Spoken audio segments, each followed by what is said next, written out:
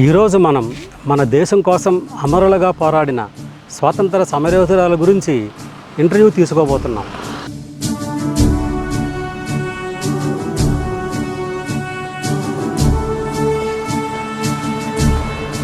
స్వతంత్ర పోరాటాలు చేసిన ఎంతోమంది పోరాట యోధుల కుటుంబాలు మన మధ్యనే ఉన్నాయి.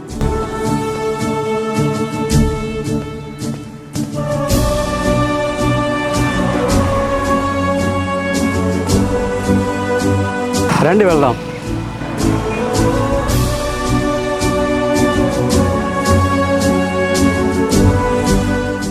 శ్రీమతి కోటమర్తి కనమలక్ష్మి గారు స్వతంత్ర పోరాటంలో పాల్గొన్నారు కదా.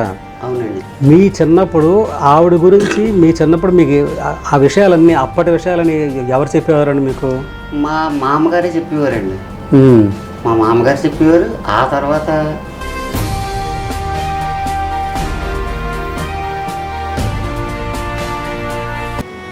అంటే లాఠీలతోటి కొట్టడం వల్ల అలా ఉండిపోయేవాళ్ళు. ఉప్పు సత్యాగ్రహం, ఉప్పు పట్టుకుని సత్యాగ్రహం చేయడం వల్ల వేడిగా ఉండిపోయాయని చెప్పి చెప్పేవారు.